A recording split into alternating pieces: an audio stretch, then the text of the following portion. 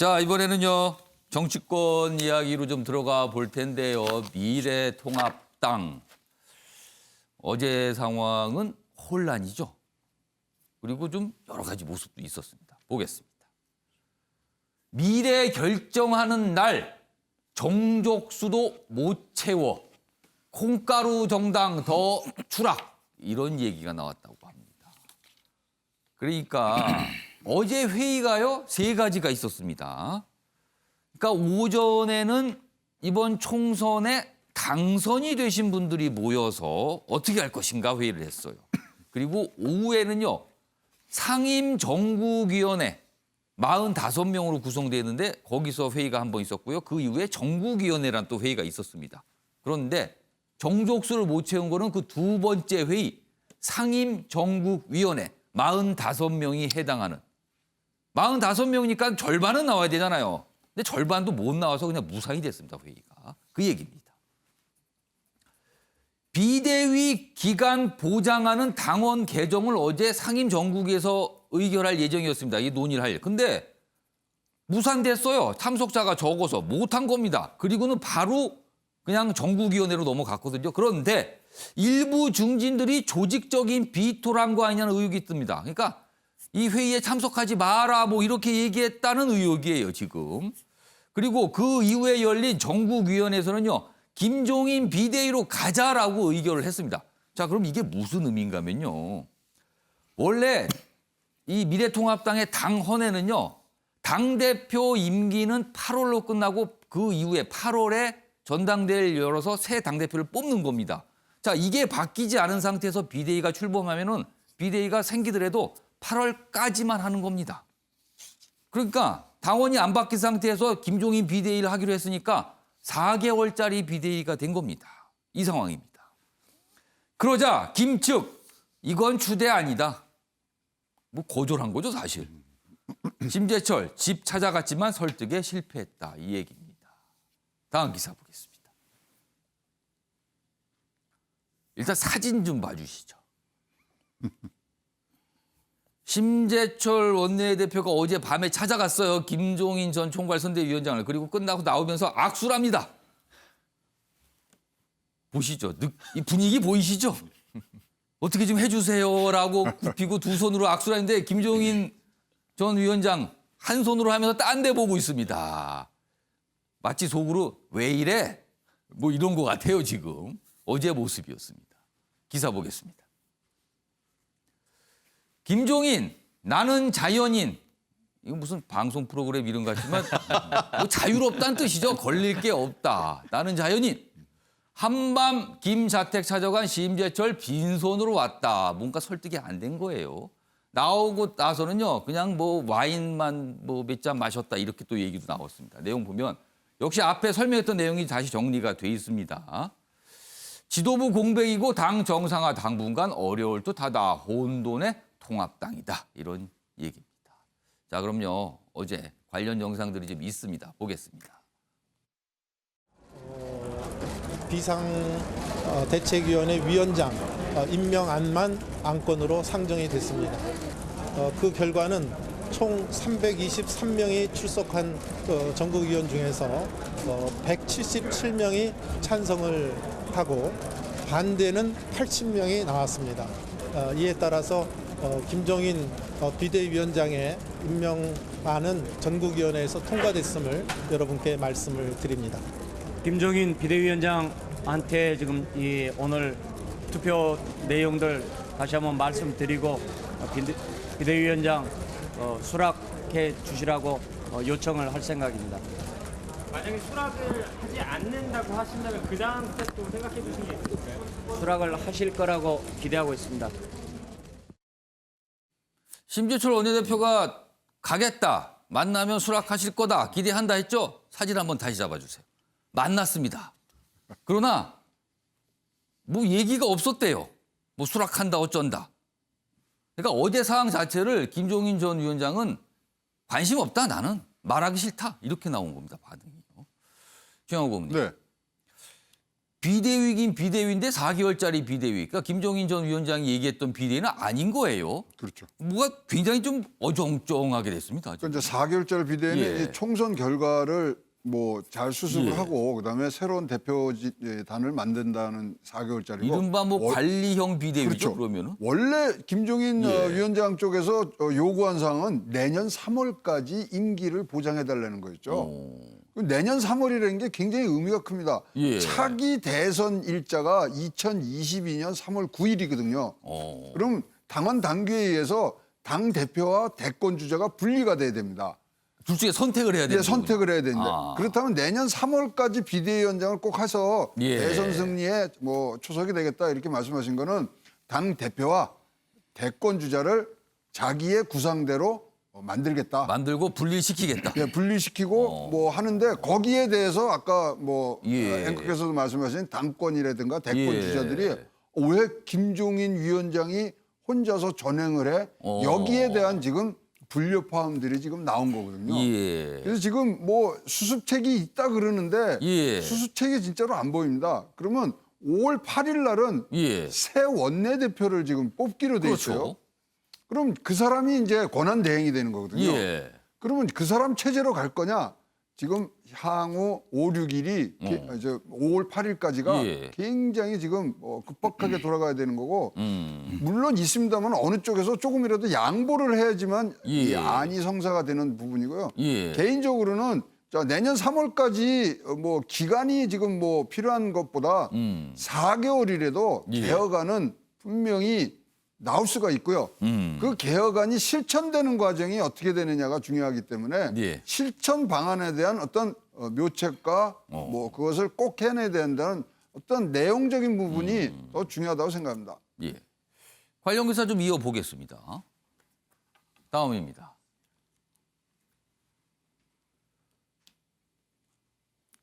회의장에 나오지 마라. 전화. 여기 뭐 구체적인 위원회 이름까지 나와 있습니다. 김종인 저지 작전이다. 지금 이런 의혹을 받고 있어요. 그러니까 상임정국위원회 아까 얘기가 있었죠. 거기에 출석하지 마라. 뭐 저지를 했다는 거예요. 당권 노리는 중진들, 시도당 위원장들에게 정국이 불참을 독려했다. 그래서 정족수 미달됐고요. 김종인 비대위 기간 보장해줄 당원 개정은 뭐 논의조차 못 되고 그냥 무산이 됐습니다. 당내에서는 침몰하는 당이 심해로 가고 있다. 이렇게 돼 있습니다. 자, 그러면 김종인 전 위원장의 반응 아까 잠깐 나왔었는데 다음 기사에 또 소개돼 있습니다. 보시죠. 아까 했죠? 자연인이다. 나는 뭐 껄낄 게 없다. 그런데 수락 거부를 또 못 박은 건 아니에요. 그러니까 아주 명확하게 난 안 해. 이건 또 아닙니다. 말할 게 없다. 얘기해봐야 소용없다. 뭐 이렇게 얘기를 합니다. 한시적 비대위 출범에 그래서 불만 표시한 거지 완전히 접은 건 아닌 것 같다. 또 이렇게 분석이 돼 있습니다. 그럼 여기서요. 어제 김종인 전 위원장이 기자들을 만나서 몇 마디를 좀 했습니다. 그 모습 보겠습니다. 아까 가결이 됐는데 8월 31일까지 당원당규 고치를 못했어요. 그러면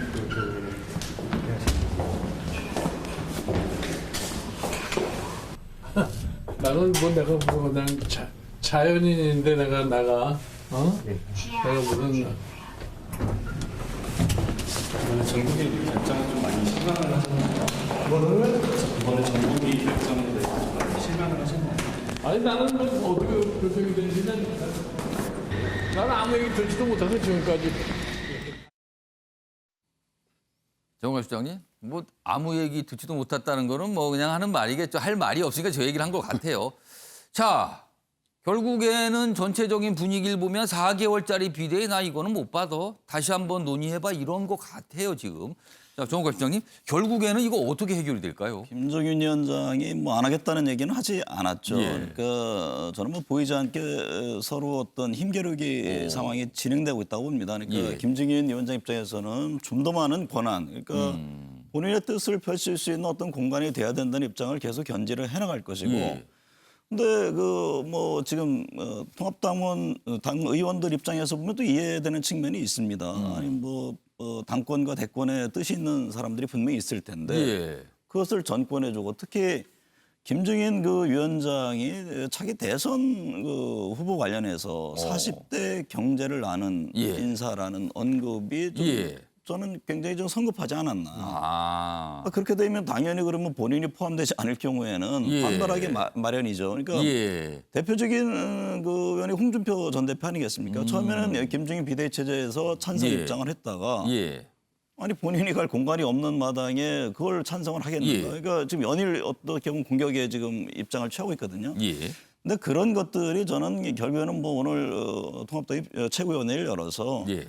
어느 정도의 중간점을 좀 찾아가지 않을까 저는 그런 생각을 해봅니다. 당장이 그렇다고 해서 뭐 새로운 대안 찾기도 만만치 않을 테고 물론 뭐 내달 8일 날 원내대표 경선 원내대표 중심 비대위 예. 체제도 있겠습니다만 그랬을 경우에 국민들의 기대, 소위 말해서 통합당의 어떤 변화, 변신에 대해서는 욕구를 충족 못 시킬 거란 말입니다. 예. 그렇기 때문에 뭔가 저 중간점에서 타협을 찾고 김종인 위원장이 당분간은 끌고 가는 예. 저는 그런 체제가 여전히 살아있다 그렇게 봅니다. 그러니까 예. 물론 그러기 위해서는 서로의 어떤 욕심을 버려야 되죠. 양보를 좀 해야 예. 되는데 늘상 통합당에 주문하는 그 점이 과연 이번 국민들이 지켜보면서 이루어질 것이냐 그것도 예. 또 하나의 그 좀 관심 있게 지켜볼 대목이라고 저는 봅니다. 최인정 변호사. 네. 지금 전체적인 모습을 보면 김종인 전 위원장과 당내 중진들의 대립인 것 같아요. 뭔가 지금 상황을 놓고요. 그리고 김종인 전 위원장은 과거 전례를 보면 그렇게 쉽게 응하지는 않아요. 항상 이렇게 못하겠다라고 집에 들어가 있으면 몇 번을 찾아옵니다. 그리고 나서 나중에 결국 하게 됩니다. 이번에는 어떻게 풀려갈지 전망 좀 해주세요. 사실 지지난주였습니까? 그때 그 과연 이 미래통합당의 예. 그 리더십을 누가 할 것이냐 했을 때 저는 개인적으로 김종인 비대위원장일 수밖에 없다라고 예. 말씀했던 기억이 나는데요. 예. 사실 지금 그 미래통합당이라고 하지만 예. 과연 미래통합당의 미래가 있는지 과연 미래통합당의 통합이 있는지 예. 통합을 하려고 하면 찰떡처럼 통합을 해야 되는데 예. 콩가루처럼 분열하고 있다는 점에서 어. 보수 지지하는 사람으로서 굉장히 답답함을 금할 수 없는 것 같은데요. 말씀하신 것처럼 지난번 그 총선 과정에서도 예. 선대위원장을 모실 때도 몇 번 그때도 우여곡절이 몇 있었지 번만 않습니까? 했죠. 그런 어떤 진통을 조금 거치는 것 같습니다. 사실 그 김종인 위원장의 그 이 별명이 뭐죠? 이른바 여의도 짜르 아닙니까? 예. 짜르는 이른바 종신직 황제. 예. 4개월짜리 황제가 어디 있겠습니까? 그렇기 때문에 그에 합당한 지위와 위상을 달라라는 어떤 요청인 것 같고 그 사실 소문은 내가 짜르야 지금 이렇게 하고 있는 거예요. 사실은 그렇게 보이는 것 같습니다. 사실 예. 지난 대선 과정에서도 본인이 어떤 플레이어로 나서는 것까지도 얘기할 정도로 예. 아직 건재하다라는 얘기를 하고 있기 때문에 예. 그렇지만 그럼에도 불구하고 현재로서는 본인은 내년 3월까지 지나면은 그 대선 주자를 만든 다음에 깨끗하게 물러가겠다 예. 얘기를 했고 사실 본인이 지금까지의 정치적 궤적을 보면 그 약속 거의 다 지켰단 말이에요. 그렇다고 한다고 하면은 현재로서는 이른바 중진 어떤 그 기득권 보장당이 아니고 새로운 리더십을 세워야 될 것이다라는 것에 대해서는 많은 사람들이 공감을 합니다. 아마 그런 큰 여론의 흐름이 지금 중진들보다는 이 김종인 비대위원장의 언급에 훨씬 더 저는 그 방점을 둘 거라 생각한다고 하면은 오늘 말씀하신 것처럼 이 전체 최고위원회라든가 이걸 통해서 나름대로의 절충안이 충분히 나올 가능성이 있고 그것을 예. 받아서 김종인 위원장 체제로 제가 그 생각하기에는 그 다음에 오는 21대 어떤 그 예. 개헌되기 이전에 어떤 새로운 리더십을 꾸릴 가능성이 현실적으로 높지 않을까 생각합니다. 오창석 평론가에게는 좀 색다른 질문 드릴게요. 방금 짜르 얘기를 하셨거든요. 네. 어떤 굉장히 영향력이 큰 인물, 뭐 마크에서 뭔가 영향력 행사한 인물에 대해서 통제 뭐 뒤에 있는 뭐 황제, 왕 뭐 여러 표현이 있습니다. 근데 왜 하필 김종인 전 위원장한테는 짜르라는 별명이 붙은 거예요? 보통 이제 뒤에 있으면 상황 이런 얘기도 많이. 그런데 상황도 아니고 왜 짜르입니까? 근데 사실은 이제 늘 전권을 예. 요구했기 때문에. 아. 그러니까 이제 뭐 당을 운영하거나 정책 예. 수립하거나 이런 걸 포함해서 예. 사실은 이제 가장 큰 힘을 얻었을 때가 이제 공천권을 가질 때였지 예. 않습니까? 그러니까 당에서 할 수 있는 모든 권한을 가지고 싶어 했고 공개적으로 요구를 많이 했기 때문에 짜르라고 불리는 것 같아요. 짜르가 러시아의 예. 황제를 말하는 거 아니에요? 예, 그렇죠. 그래서 뭐 사실 뭐 지금 뭐 푸틴도 비슷한 것 같은데요. 아. 어쨌든 김종인 전 총괄선대위원장 보면 2016년 민주당 때도 예. 그 당시 태방법이라고 해서 테러 방지법 필리버스터 하고 있었습니다. 예. 그거 정리할 때 이종걸 원내대표 불러가지고 선거 망칠 거야? 오늘 내로 끝내 이렇게 얘기했을 때 기사가 어떻게 나왔냐면 예. 의원이 보좌진 혼내듯이 혼냈다. 실제로 그런 기사가 남아 있습니다. 진짜 짜르 같은 모습이었다. 그게 그런 모습들이 공천권도 쥐고 있죠. 정책통이죠. 이러다 보니까 모든 걸 할 수도 있고 예. 하고 싶어하는 그런 것에서 기인한 별명이라고 생각합니다. 자, 여의도 짜르라고 별명이 붙어 있습니다. 과연 어떤 모습을 볼지 오늘도 논의가 될 거예요. 지금 어떤 모습일지 기다려 보겠습니다. 오늘 주제가 기다려볼 주제가 참 많네요. 어떻게 가는지요, 지금.